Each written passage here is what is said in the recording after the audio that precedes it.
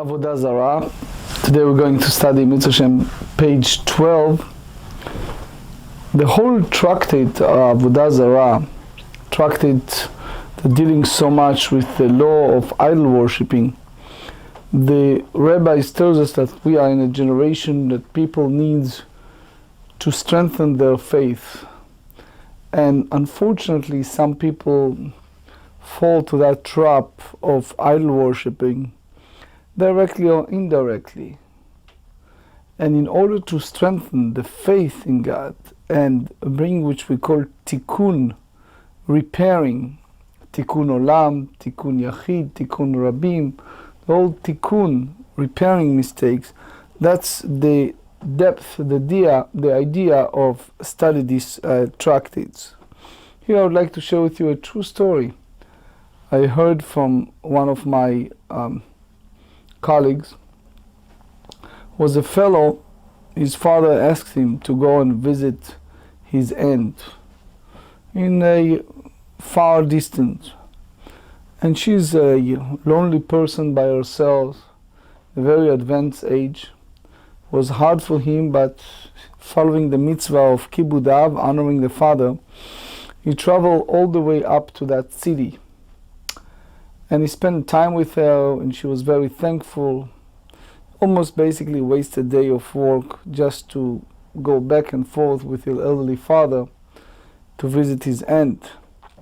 When he came out, all of a sudden there's a police officer, gave him a big ticket. What's the ticket all about? He parked his car in a way that wasn't total right. And he argued with the police officer that he's not from that state, not from that location, he doesn't know the rules. Anyway, he gets that ticket, which was about $150.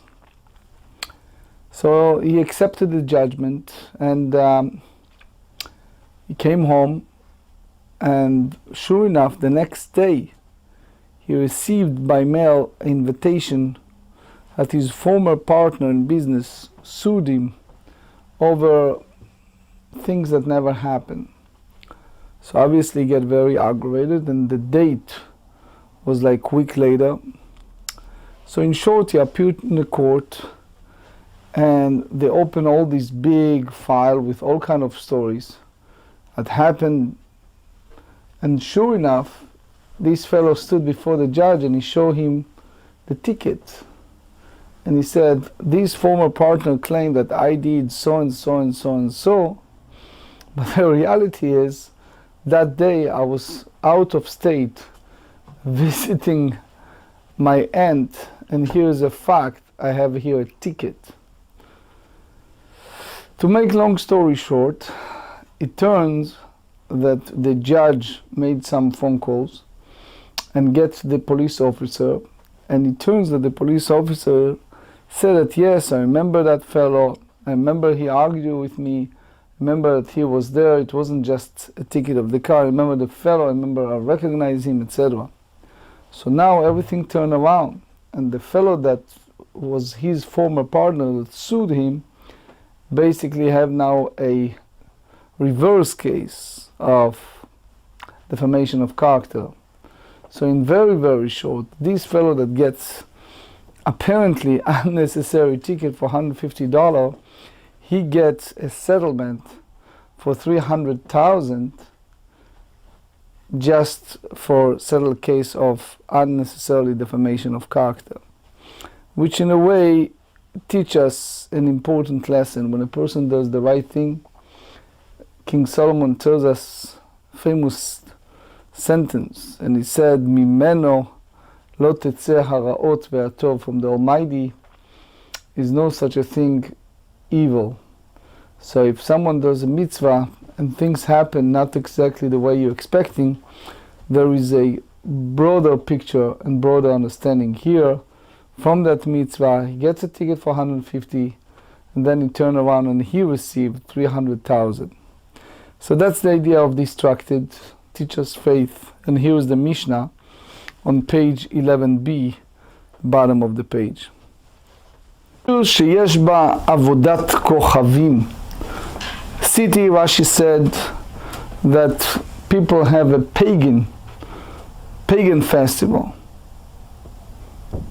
So we all know, we studied it earlier, it is prohibited to engage in any form of business applying to that day. Tosefta, and the Ravid brought that Tosefta, said that the Mishnah is talking about not day of the festival, but a fair that it's conducted in honor of idolatry. But the Rambam said that it's not necessarily acting in any form of business transactions, but just entering the city, because in those places they have a big celebration in a pagan or idol worshipping day for their idol. Chutzala mutar. But if it's outside the city, you can engage in a business transaction. Why? You have to assume, as she said, that each group of idolaters have their time of celebration, idol worshipping. Haya chutzala avoda kochavim tocha mutar. If the people in the city is celebrating a specific day, idol worshipping, so inside it's permitted. Why? You assume, the Mefarshim said, that the whole concept of idol worshipping, it's out of that location. That's Piskei Harid, Rabbeinu Yonatan. There is a notion in some Mefarshim, you see it in the Rosh, that sometimes they make a special sale or a special auction in order to do some type of idol worshipping. So obviously then business transaction is prohibited. But Ma'u leilech lesham. So what the general concept of halacha, who traveling to a place that they have a pagan festival, so they said, Bizman she'aderech miyuchedet le'oto makom asu. If all those roads, all this path for that city is total designated only for that place of idol worshipping, so obviously the suspicion is that you are doing that because you partake of that. So therefore the rabbis put a boundary and said that it is prohibited. Asu. Ve'im haya yachol lehalech ba lemakom acher. But if a person can travel on and arrive another place, meaning it's kind of pathway to another location, mutar, is permitted to use this specific road to be a kind of in between to which that place that they're observing that festival. The Ritva, the Ran, Talmidei Rabbeinu Yonah, said that the key is chashad, that people suspected. But not everyone goes by the idea of chashad. Some say that it's just a concept. Here I would like to show you some Rambam. The Rambam tells us in Ilchot Avodah Zarah, chapter 9, I'm reading from the translation of the Koran edition. One is not permitted to travel through a city that is celebrating a pagan festival if the road leads solely to that city. But if the road leads to another city as well, it is permitted to do so. This halacha applies only with regard to a non-resident of the city, as a resident is permitted to enter the city in all cases. Moreover, those traveling in caravans are also permitted to enter in accordance to the ruling of Talmud Yerushalmi, And likewise, if there are more than 10 Jews in the city, it is permitted, the Shach said. The Tur, citing Rashba, said that it is prohibited to enter a place where one may not do so even in a public good, and even in order to save a life. The Ran, Rabbeinu Nissim, contends that a life-threatening situation is permitted, but you see more in the Shulchan Aruch Yoreh De'ah 149 and the Remader. So the Gemara asks, Hechei Dami, the first verse of the Mishnah. When you're speaking about the city of idol worshipper, Heiche Dami Chutzala, what are those circumstances that you tell us that it's sufficient far from the city and you call it outside? Amar Rabbi Shimon ben Lakish, Mishum Rabbi Chanina Kidgon Atliza shel Aza. So in the ancient time it was the Philistines' city of Gaza, which again, it's a question if this is a corn, it's not clear. But the Meiri said that it's, bless you, that is close to the city. So it was Shuk Katzavim Samuch le'Aza, it was a place of butchers that close to that ancient Gaza, and basically that place was idol worshipping. So the question is, do we have chashash or not? Do we concern or not? Why? Because if you tell me that he's outside chutzala, so it's not an issue. You can have some type of business transaction.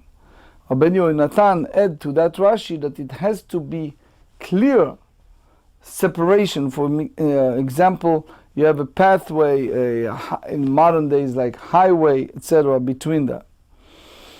Not everyone goes. Tosfot bring the Rashbam that speaks about name of their idol. It's called Atliza, and they worship that false god once a day.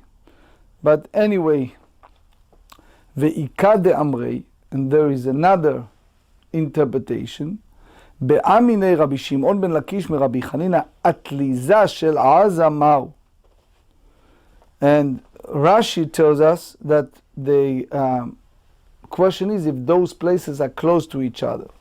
Amar lei, Rabbi Chanina answer, Lo halachta letzor miyamecha. Lo halachta letzor miyamecha, meaning, did you never in your lifetime travel to Tyre, the Tzor, which is the inhabitants were both idol worshippers and Jews. וראית ישראל ועובד כוכבים, so Rashi said, עיר שישראל ועובדי כוכבים דרים בה, a city that you have both idol worshippers and fellow Jews. 12, ששפטו, shfat, so the Rashi said from the shfot hasir, from Yechezkel, which means you place two pots on one stove. ששפטו שתי גדרות על גבי קירה אחת, ולא חשו להם חכמים. And the sages are not concerned. It's not a prohibition to eat that food, even they are close. מה לא חשו להם חכמים? What exactly you meant by saying that the sages are not concerned with regard to that meat? And how does it relate to our issue? אמר רביי משום בשר נבלה לא אמרינן, דילמה מהדר אפי ישראל לאחורי, ושדי עובד כוכבים נבלה בגדרה. That's a common problem with the kashrut issue. All the rabbis that in charge for the kashrut tells you have to trust people, you have to trust the mashgiach, you have to trust people in the kitchen. Why? Because here you're dealing with idol worshipper, so we, meaning our person, turn around, and in a second the other guy put a dead animal or whatever it is behind his back, and right away, biblically speaking, the food, the meat in that pot is prohibited to eat. Dilma ad demehadar. That's the key. There are other interpretations, but that's the most common interpretation. Dikvata hachename.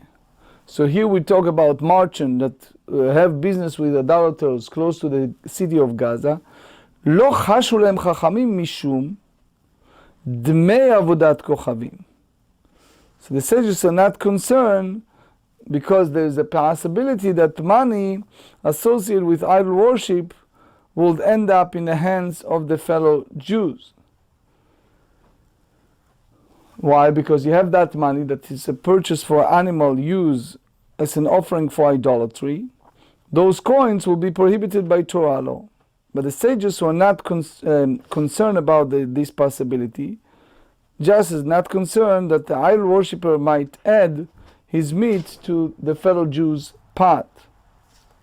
Another interpretation, Rava Amar, Mai lo chashu lehem chachamim. What exactly you meant to say, Rabbi Hanina, the sages are not concerned, Mishum bishulei avodat kochavim, because the idea of cook by idol worshippers, which we learn in several places. You see, for example, in the Mishnah, we're going to study in this beautiful Masechet, page 35b, that if it was some people who idol worshipping, we cannot mix with them and eat with them, because it can lead to marriage, it can lead to other violation, etc. So that's a boundaries that they put. And they said, Dichvata achana melocha shalem chachamim mishum yom edam. Here, too, in the corresponding situation, the sages are not concerned due to the possibility that the fellow Jew might engaging with the residents of Gaza on the festival day, which will be a violation of rabbinic law. Third explanation, Rabba Barula amar locha shalem chachamim mishum tzinora. The sages are not concerned mishum from the possibility that food might be splattered from the idol worshipper pot into the fellow Jew pot, because it's a lenient case, both because this is unlikely possibility and because that small amount of food will be nullified by the majority of our fellow Jew food. Also because before the festival of Gaza, it's a lenient situation, but it's analogous case that they splendor food. It's outside of the festival in both time and the place. So the Mishnah said, Maule lech lesham. So what exactly the halacha when traveling to that place? So the Tanu Rabbanan ir sheyesh ba avodat kochavim. You have a city that people idol worshipping. Okay? So people idol worship, Rashi said, asur likanes letocha, because people think that you go there to idol worship. ולא מתוכה לעיר אחרת, דברי רבי מאיר. והחכמים אומרים כל זמן שהדרך מיוחדת לאותו מקום. If specifically the whole road designated for idol worshipping, then אסור, then it's prohibited. However, אין הדרך מיוחדת לאותו מקום, מותר. But if the road is not designated for only that place, it is permitted. Now, the Braita bring other circumstance that is an issue to do with idol worshipper. ישב לו כוס בפני עבודת כוכבים, לא ישחה ויתלנה מפני שנראה כי משתחווה לעבודת כוכבים. וממנו נראה מותר. So part of their idol worshiping in those days was you bow down to the idol. So he said, for example, just bring a hypothetical scenario. If a throne become embedded in one foot, so you should not bow down, because it shouldn't appear that you bow down to the idol. נתפזרו לו מעותיו בפני עבודת כוכבים, לא ישחה ויתעלם, מפני שנראה כמשתחווה לעבודת כוכבים, ולא נראה מותר. The same, you throw money, you shouldn't bow down, appear like you bow down to the idols. Third one, מעיין המושך לפני עבודת כוכבים, לא ישחה וישתה, מפני שנראה כמשתחווה לעבודת כוכבים, ולא נראה מותר. So again, the same idea, you have a spring or running river that is before the object that idol worshippers should not make any formulation that apparently, ostensibly appear like you bow down to idol. Fourth one, פרצופות המקלחים מים לכרכים. As you know, there are some idols that sparkle water. לא יניח פיו על פיהם וישתה מנשרה כמנשק לעבודת כוכבים. Those days they used to kiss the idols. So a person should not face and apparently like kiss that idol. כי יוצא בו להניח את פיו על סילון וישתה מפני הסכנה. Also, a person should not place his mouth on a pipe and drink, because it's a danger that this practice a process, because in those days they have leeches that involved with it. מה אינו נראה? What does that mean that it's not appear? אילמה דלא מתחזה. ואמר רב יהודה אמר רב, כל מקום שאסור חכמים מפני מראית עין, אפילו בחדרי חדרים אסור. This is an important concept, that whatever the sages prohibited, because they have the appearance of prohibition. A good example I always use, you see a guy with a long beard and payas and looks like very observant Jew. And you go upstate New York and you see he's walking out with a cup from a non-kosher McDonald's. It may happen that the fellow need to use the bathroom and he carry a cup of water, right? But because he entered to a non-kosher place and because his appearance is observant fellow, it's called mar'ita ayin, that it's appear like he's doing something that is in violation of Jewish law, which may be incorrect thought. So here they said, afilu bechadrei chodarim, even in the innermost chambers, where no one see it, the sages do not distinguish between different circumstances in such cases. So accordingly, the fact that he is not seen by anyone should make no difference with regard to whether or not the action is prohibited. Ela ima, you have to say, meaning that he put aside his body, so that's mutar, that's okay. Utzricha, you need to know all these rulings. Di tanakots, if we talk about the throne only, mishum defshar de meizal kamei umishkelei. It's because he can pull out the throne in different location. Aval ma'od lo efshar. But if you need to collect money and you need to bow down, not to collect money, eima. So maybe you said that law that is not a prohibition by the rabbis. V'itana ma'ot de mamona, because it's involved only with losing some money. Aval kotz de tza'ara, but pulling out the throne that is involved in physical pain or sorrow or suffering. Eima law, maybe the sage is not prohibited that one should not bow down. So therefore you need both braita. V'itana hane tartei. If you have these two examples, that the person should not bow down before the idol, mishum deleka sakana, because it's not involved in dangers when a person bow down. Aval ma'ayan, as we explained earlier, but if it's a river that involves the ika sakana, dilo shate mayet, because if a person is so thirsty and is not drink, he may die. Eima, you may say lo tzricha. So therefore the Braita needs to speak about three different points that we call yahareg ve'al ya'avor, meaning a person should not do it by any means. Even they threaten him that they're going to kill him if he's not doing that. Gemara in Pesachim, page 25, elaborates. In general, if you remember in Tractate Sanhedrin, page 75, we explained that's one of those Yehareg ve'al ya'avor, the three things, Avodah Zarah, Gilui Arayot, Shfichut Damim, that's one of the three things that the person should die or not do this type of thing. So that's one of them is Avodah Zarah, form of idol worshipping.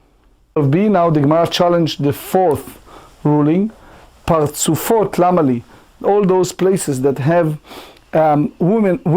human faces as a different form of idol worshipping.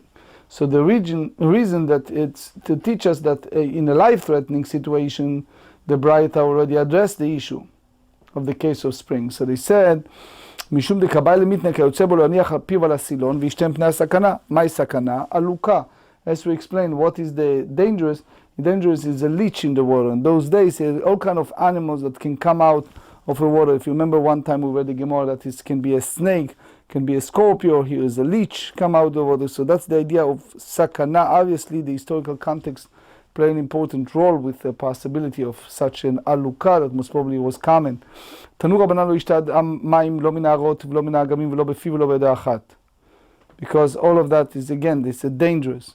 ואם שתה דמו מנפשו מפני הסכנה. מהי סכנה? סכנת אלוקה. Dangerous is that you can swallow a leech. מסייע לרבי חנין דאמר רבי חנין בולה נימה של מים מותר להחם לו מים בשבת. If someone unfortunately on Shabbat swallow a water leech, it's permitted to perform labor on Shabbat and heat water for him to drink on Shabbat, as his life in dangerous. So that's sakanat nefashot, and that's pikuach nefesh. Tosfot Rabbeinu Elchanan, Tosfot Rashi, and all agree that that's in a category of saving life. ומעשה באחד שבלע נימה של מים, that someone happened to him that did it on שבת, והתיר רבי נחמיה לחם לו מים בשבת. ונחמיה allow to heat the water for him on שבת. הדאחי ואחי אמר רבונה ברד רב יהושע, לגמה חלה. Those days it was the idea that one can swallow vinegar. Obviously it's a very different formulation than the modern days, but that's in order to save his life, that he should do it immediately because it takes time to have the water prepared for him. אמר רבי דיבר רבינה היימן דבלה זיבורה. If God will someone just swallow a hornet, meaning some type of dangerous bee. מחיה לא חי, for sure he will not make it. מי הוא להשקר רביעתא דחלה שם גז? דאפשר דחלה פרוטה עד מפקיד הביתי. So you should give him a vinegar to drink, so he live a bit longer until he can instruct his household what he wants to do with his final moment, meaning his estate or whatever he wish to instruct his family. The Tzitz Eliezer, the great late Rabbi Waldenberg, in Shelot V'Tshuvot Tzitz Eliezer Tzadik Aleph, and the Beit Shmuel as well, said that even for a moment, Chayei Isha, it's still a mitzvah to save him. And the beauty here that anything that can postpone the death and help a person in the meantime to do certain things, it's a mitzvah to do it. Anyway, תנו רבננו לשתה אדם מים בלילה ואם שתה דמו בראשו מפני הסכנה. So in those days, at night was, as we said, is all kind of small snakes or all kind of things can come inside the water. Mai sakana sakanat shavriri. So the shavrir, it's the evil spirit that rule over water in those days. It caused blindness. Some say the Rambam and others talk specifically about drinking directly from a river. But there's all kind of ideas is that involved with aluka or leech or other reason. If he did it, ikacharine beadei litrei velemale tzachina maya v'ilo nekarkash benichtemad achatzba v'nema iul nafshei plana bat planya amre leimach izdaher mishabriri brirei rirei yeri rei bechasechi varei. So obviously that's a lachash, that's a formula that we don't have the practical meaning that we don't do it, but it's basically supposed to dissipate the power of evil spirit gradually, Rashi said, just as its name gradually disappear in the repetition, but that's called lachash. And obviously we said many times that those things applies in the time of the Talmud, and if someone, God forbid, have any type of this type of situations, should ask the expert and not make decision just because the Gemara give us a situation. But obviously there is a lot to derive from that, many halachot. For example, the halachot of pikuach nefesh of Shabbat, the halachot of ben adam lachavero, and as we said at the introduction, the key point of emunah that go throughout the entire Masechet, they strengthen the faith in God. And any form, even indirectly, of idol worshipping is obviously prohibited, as we learned earlier. Either you go by the Rambam or you go by others. It is 44 times in the Torah, 49 times. But obviously, in order for us to do the tikkun for that, we study this beautiful Masechet of Avodah Zarah.